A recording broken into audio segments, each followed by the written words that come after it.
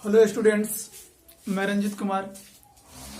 बच्चे आज की स्थिति में घर पे रहें, सुरक्षित रहें, लेकिन अपनी पढ़ाई को कंटिन्यू रखें।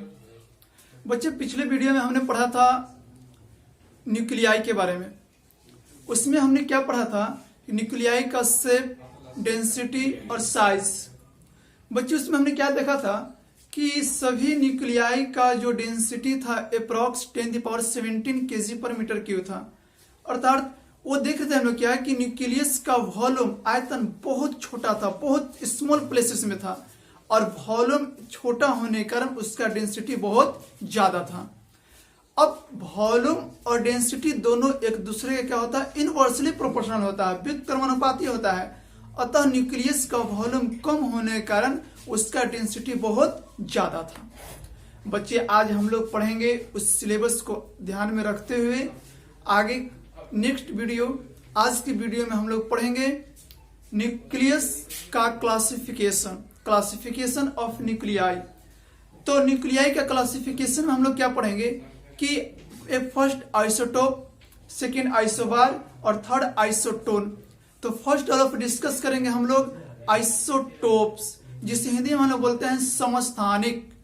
समस्थानिक बच्चे क्या होता है कि यदि तत्व जो आपका एलिमेंट्स है वह एलिमेंट्स दोनों सेम होना चाहिए, और दोनों सेम एलिमेंट्स होते हुए उसका जो मास नंबर होना चाहिए वह डिफरेंट होना चाहिए, वह अलग अलग होना चाहिए। अर्थात वैसा तत्व जिसके परमाणु संख्या समान परंतु उसके परमाणु द्रव्यमान संख्या अलग अलग होते हैं।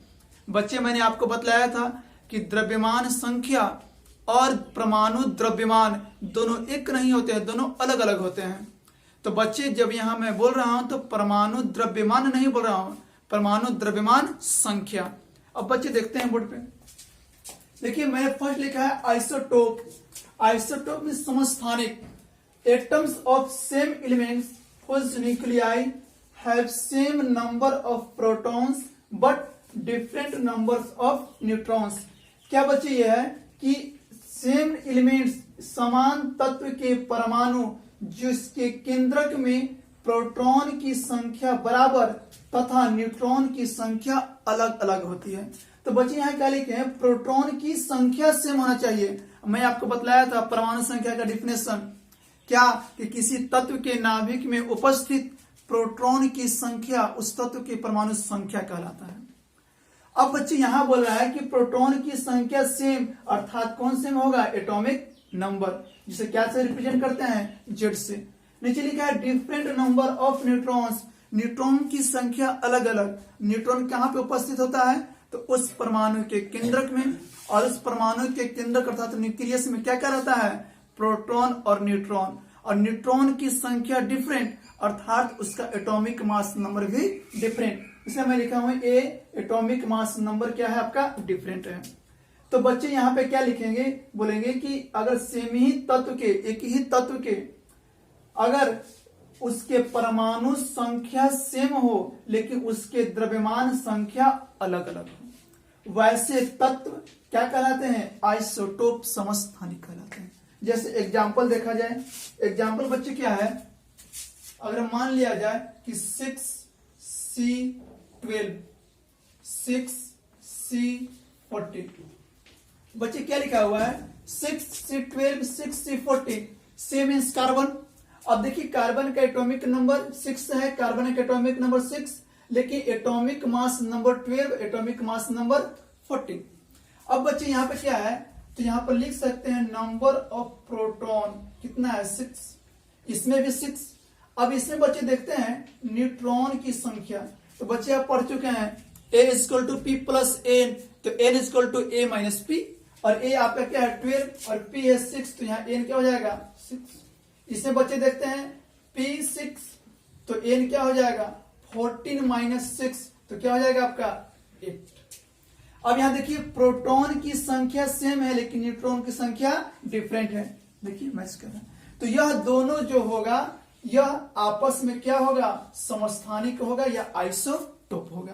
यहां बच्चे क्या एक चीज और समझ लीजिए कि जो आइसोटोप है तो 6 से 12 आपका नेचर में स्टेबल होता है, अस्थाई होता है, लेकिन 6C14 ये आपका रेडियो एक्टिव होता है, रेडियो सक्रिय होता है। बाद में नेक्स्ट वीडियो में हम लोग इसका अध्ययन करेंगे।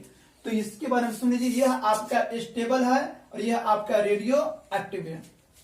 नेक्स्ट एग्जांपल देखते हैं बच्चे, 1H1 1H2 1H3। H means hydrogen. अब हाइड्रोजन का एटॉमिक नंबर देखिए सबका एक ही है, अर्थात इसमें अगर देखा जाए तो P1, इसमें भी P1, इसमें भी P1 और P मतलब प्रोटॉन की संख्या। हम लोग पढ़ चुके हैं कि प्रोटॉन की संख्या क्या कहलाता है, उसकी परमाणु संख्या। अब इसमें न्यूट्रॉन देखते हैं, तो न्यूट्रॉन क्या होता है बच्चे, A माइनस P, तो A 1 1 0। इसमें N देखते हैं 2 1 1, इसमें N देखते हैं 3 1 2। देखिए सभी में प्रोटॉन की संख्या सेम है, लेकिन सभी में न्यूट्रॉन की संख्या अलग अलग है। तो यह तीनों आपस में क्या कहलाते हैं, आइसोटोप अर्थात समस्थानिक।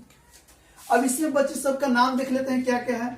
तो हम लोग इससे बोलते हैं 1H1 को बोलते हैं हम लोग प्रोटियम, प्रोटियम। 1H2 को बोलते हैं हम लोग ड्यूटेरियम, ड्यूटेरियम। और 1H3 को बोलते हैं ट्राइटियम। तो बच्चे क्या देखेंगे, 1H1 को हम लोग प्रोटियम बोलते हैं, 1H2 को ड्यूटेरियम और 1H3 को ट्राइटियम। तो यह तीनों आपस में आइसोटोप है अर्थात समस्थानिक है। अब बच्चे आगे देखते हैं आइसोबार। आइसोबार क्या होता है,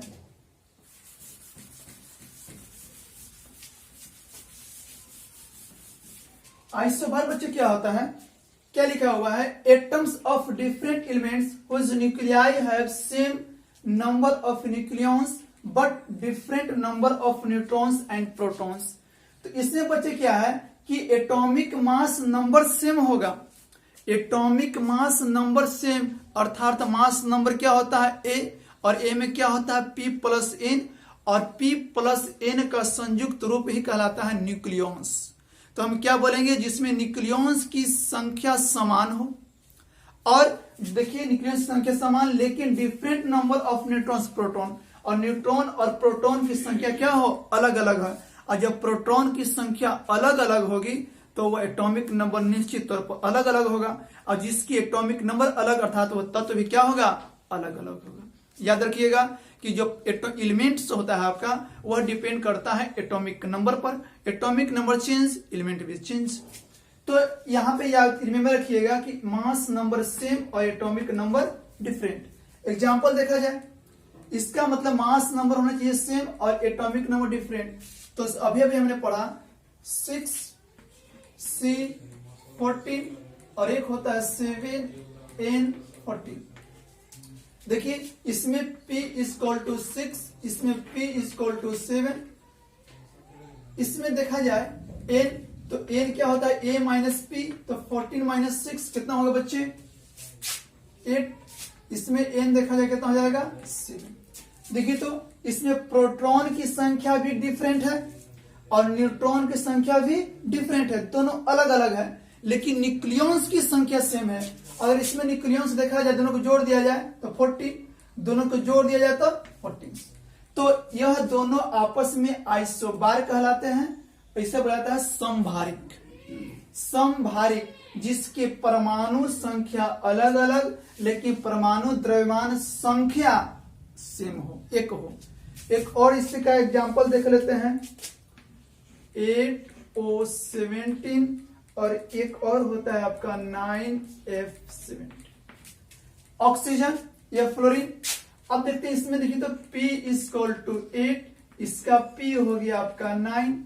इसमें न्यूट्रॉन देखिएगा तो 17 - 8 आपका हो जाएगा 9, और इसमें न्यूट्रॉन की संख्या देखा जाए तो देखिए इसमें प्रोटॉन की संख्या 8, इसमें प्रोटॉन की संख्या 9, दोनों अलग अलग है। इसमें न्यूट्रॉन की संख्या 9, इसमें 8, दोनों अलग अलग है। तो इसमें प्रोटॉन और न्यूट्रॉन की संख्या आपस में अलग अलग है, लेकिन न्यूक्लियॉन्स दोनों को जोड़ दिया जाए तो उसकी संख्या सेम है। तो यह दोनों तत्व आपस में क्या होंगे, आइसोबार सम। क्लियर। नेक्स्ट लास्ट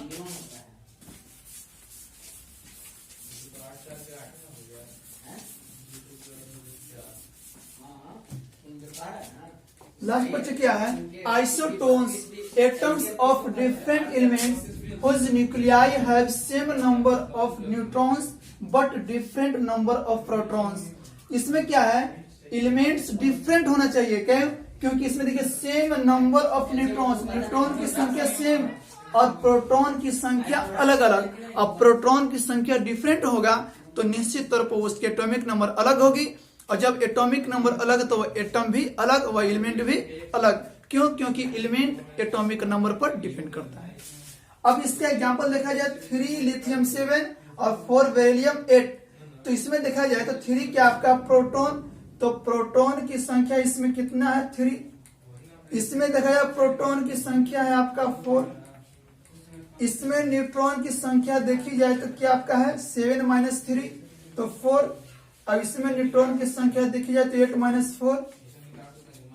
तो बच्चे इसमें क्या है, देखिए तो प्रोटॉन और प्रोटॉन की संख्या दोनों में डिफरेंट है, लेकिन दोनों में न्यूट्रॉन की संख्या सेम है।